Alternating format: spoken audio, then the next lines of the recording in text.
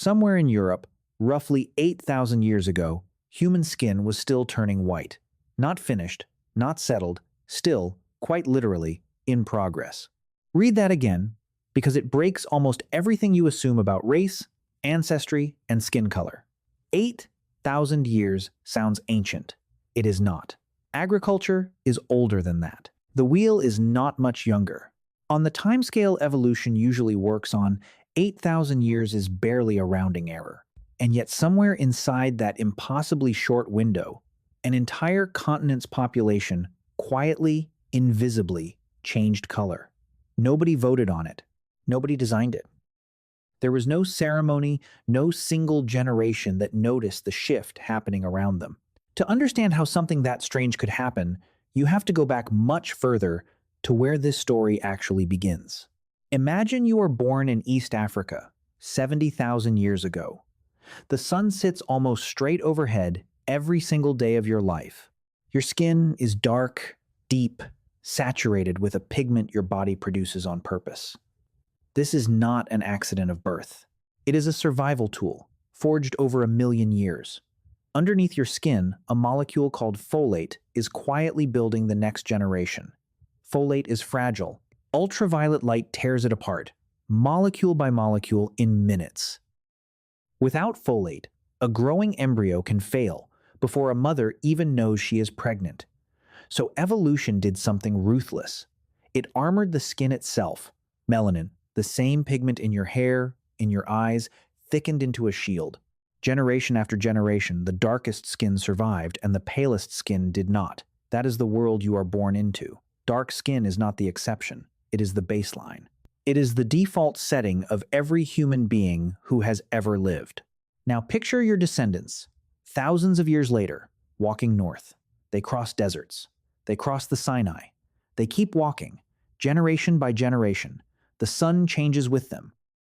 It grows lower in the sky, weaker, more slanted.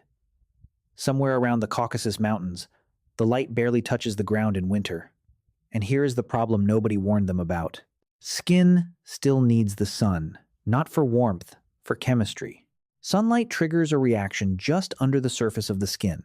That reaction produces vitamin D, a hormone your bones cannot survive without. Too little vitamin D, and bones soften. They bow. They break under simple weight. Doctors call it rickets. Ancient skeletons show it. Bent legs, curved spines, children who never grew straight. So the same armor that saved lives near the equator became a liability near the Arctic Circle. Thick, dark, protective skin now blocked the one thing the body needed most: sunlight. Evolution does not care about fairness. It only cares about survival, and it changed course again. Slowly, the pigment thinned. Generation by generation, the shield grew lighter. Skin that let more sunlight through meant stronger bones, safer pregnancies, healthier children. And healthier children meant more of them survived to have children of their own. That single mechanism, repeated for thousands of years, is the entire story of light skin.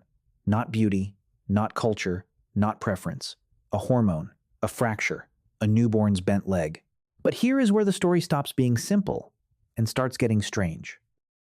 Scientists assumed for a long time this was one single gene switching on, one mutation, spreading north, turning dark skin pale as people spread across Europe and Asia. Then geneticists actually sequenced the DNA, and the story fell apart completely. It was not one gene. It was at least three, completely independent, unrelated changes. SLC2-4A5, SLC4-5A2, TYR, three separate genetic locks, each one loosening the grip of melanin. Each one arose in a different population, at a different time, for the same reason. Different rooms of the same house, all discovering fire, without ever speaking to each other. And the timeline made it even stranger. This did not take 1,000,000 years. Ancient DNA shows some of these variants spreading as recently as 8,000 years ago. That is the number from the opening of this video. 8,000 years is nothing on an evolutionary clock. It is a blink, a heartbeat. For context, agriculture itself is barely older than that. Cities did not exist yet, and yet, in that short window, the palette of human skin rearranged itself entirely. Now here is the proof, dug directly out of the ground. In 2014, archaeologists in England examined a skeleton nicknamed Cheddar Man. He lived roughly 10,000 years ago in what is now the British countryside. His DNA was extracted, sequenced, analyzed with methods that did not exist a decade earlier. The results stunned almost everyone who read it. Cheddar Man had dark skin, very dark. 10,000 years ago, in Britain, walking the same hills modern Britons walk today, the lightening of European skin had not even finished by then. It was still in progress, exactly as this video opened by telling you. Pale skin, in other words, is a remarkably recent addition to the human story in Europe. And the twist goes one layer deeper still. Some of these light-skinned gene variants are ancient. Researchers found versions of the same lightening alleles inside populations native to Africa. The San people of southern Africa carry some of the very same gene variants, not because their skin turned pale, because the raw genetic material was already there, unused. Evolution did not invent lightness from nothing in Europe. It selected variation that already existed. A toolkit humanity carried all along, waiting for the right environmental pressure to switch it on. So the old picture, dark Africa, light Europe, two separate paths, was too simple. The real picture looks more like a shared genetic library, read differently in different places. Different environments pull different pages from the same book at different points in time. Now add a piece almost nobody hears about, because it only became clear in the last several years of ancient DNA research. Modern humans were not the only people walking that landscape. Neanderthals had lived across Europe for hundreds of thousands of years before modern humans ever arrived there. Denisovans occupied wide stretches of Asia for a comparable stretch of time. When modern humans and these older populations met, they interbred. That is no longer speculation. It is written directly into living human genomes today. Some researchers studying that shared ancestry have identified regulatory regions tied to pigmentation that trace back to these archaic populations, inherited by modern humans through that interbreeding rather than invented from scratch. This remains an active area of research, and scientists are still working out exactly how much of the picture those variants explain. But the possibility itself is worth sitting with. Some of the genetic material that eventually painted Europe and Asia in lighter tones may not be purely human in origin at all. It may be borrowed, quietly, from a population that no longer exists anywhere on Earth. Skin color, then, is not a wall between groups of people. It is a dial tuned again and again, by latitude, by sunlight, by the needs of the body, turned toward protection near the equator, turned toward absorption far from it. And it is still being tuned. Human populations continue to move, continue to mix, continue to change. There is no final form. There was never supposed to be one. Think about what this actually means once you sit with it for a moment. The color of your skin is not a fixed identity carved into your ancestry forever. It is closer to a response, a live adjustment, still being written by your descendants. Every shade of human skin alive today is a snapshot, not a conclusion. A frame paused in the middle of a very long film that is still running, and the mechanism behind it is not mysterious. It is not random. It is not chosen. It is folate, protected. It is vitamin D, absorbed. It is bones, held straight enough to walk. It is a fetus, shielded long enough to be born, generation after generation, without a name for any of it. Nobody designed this. Nobody voted on it. There was no meeting, no decision, no plan. There was only survival, repeating itself quietly for tens of thousands of years. Consider the sheer scale of what had to align for any of this to work. A molecule too small to see, folate, shaping the skin color of entire continents. A hormone made from sunlight, vitamin D, bending the fate of nations that did not exist yet. Two invisible pressures, pulling in opposite directions, and skin caught directly between them. Near the equator, the pressure pointed one way. Protect the folate. Darken the shield. Near the poles, the pressure reversed completely. Let the light in. Save the bones. And human populations, spread across every latitude between those extremes, answered differently. Not with intention, with survival, with whichever children happen to live long enough to have their own. That is the entire mechanism. No design, no architect, only outcomes, stacking on outcomes. Now, return to Cheddar Man for a moment, because his story is not finished either. He was found in Gough's Cave in Somerset, alongside tools, alongside the remains of a life. Scientists compared his DNA to people living in that same region today. Some living residents shared detectable ancestry with him, walking the same soil 10,000 years apart. But none of them share his skin tone. That part of the story kept changing after he died, which means somewhere in that gap between his lifetime and now, the dial kept turning. Somewhere, a child was born slightly paler than a parent and survived slightly better because of it. Multiplied across thousands of generations, that tiny margin becomes an entire population's transformation. It is almost uncomfortable how small the original advantage really was. A few percentage points of extra vitamin D absorption. That is what rewrote a continent's appearance. Not conquest, not culture, a vitamin, a percentage. A margin so thin it is almost invisible. And yet visible is exactly what it became. Written directly onto the surface of the body. There is a second piece of evidence for all this, one you can find without any laboratory at all, simply by looking at a modern map of skin cancer. Skin cancer rates today run dramatically higher among fair-skinned populations living close to the equator than among fair-skinned populations living far from it. Australia, settled heavily by descendants of pale-skinned European populations, now reports some of the highest melanoma rates on Earth. That is not a coincidence. It is the exact same mechanism running in reverse, in real time, measurable in hospital records instead of ancient bones. Skin built for scattered northern light, transplanted back under equatorial sun, breaks down in ways doctors can now document precisely. The dial that took thousands of years to turn one direction is being tested, abruptly, in the space of a single lifetime.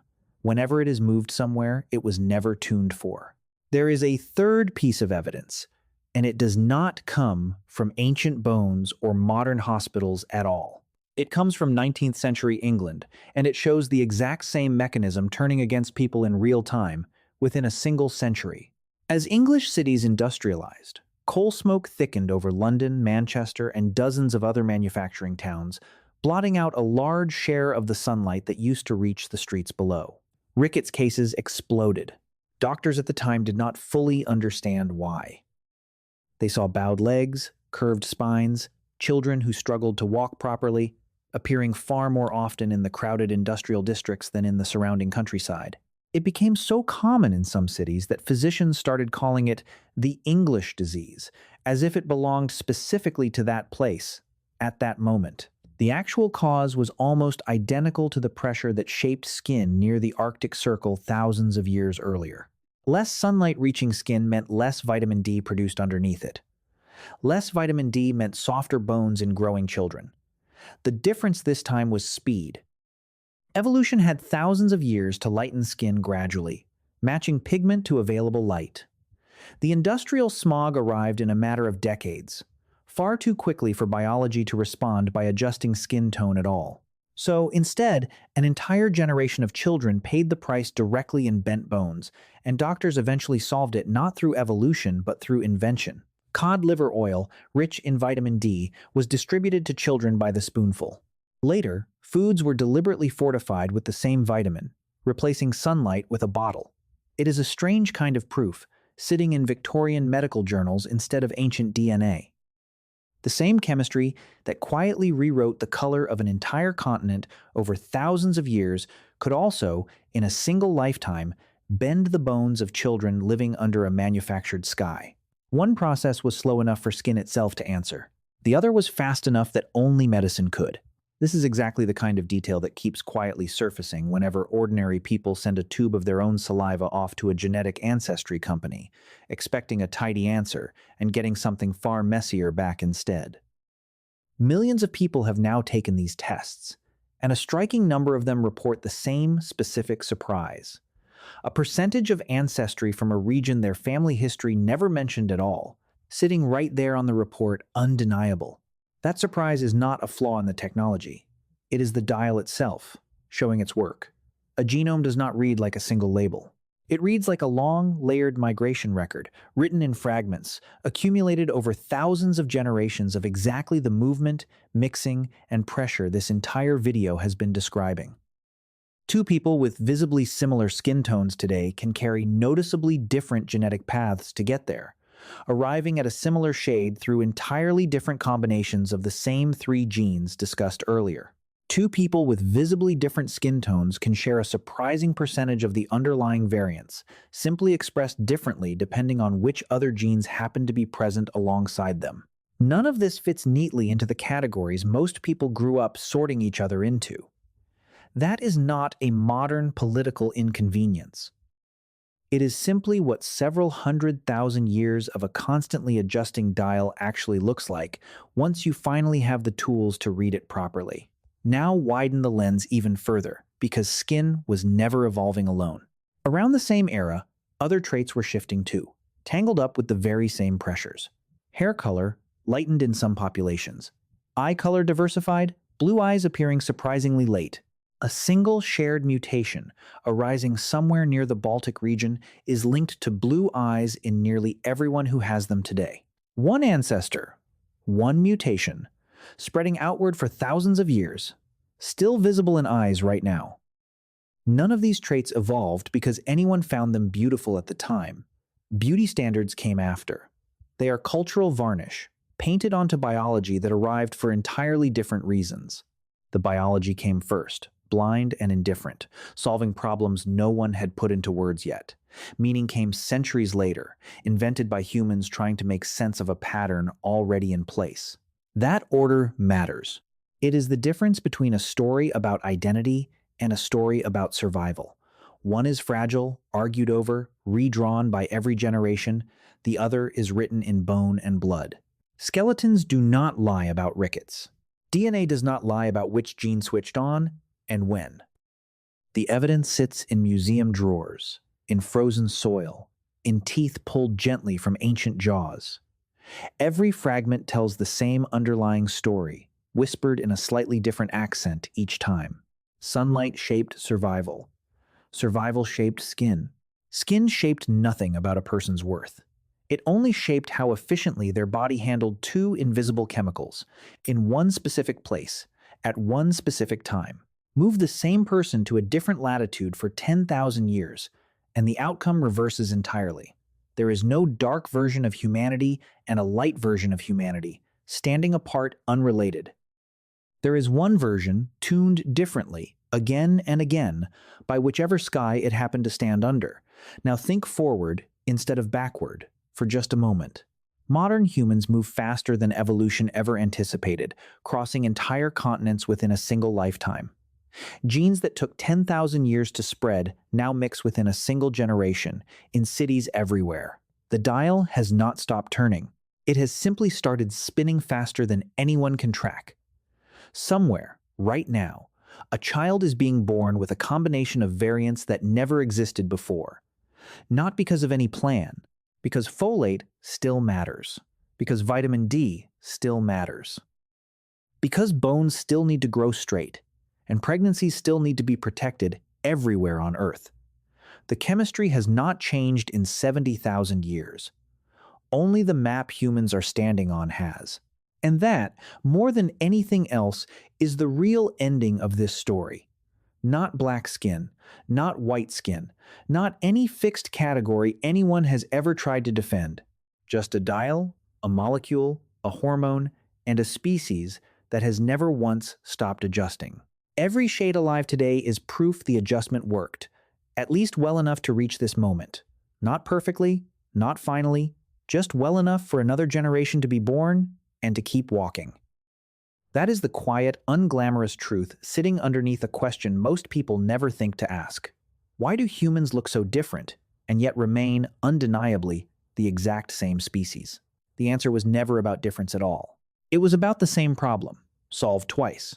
Once for a body standing directly under the equatorial sun, once for a body standing under a sky that barely lets the light through. Two answers to one question written onto skin, and mistaken, for far too long, as two different stories. They were never two stories. They were always one, just told in a different light. And in at least one corner of the world, 10,000 years ago, still being told one shade at a time before it was even finished.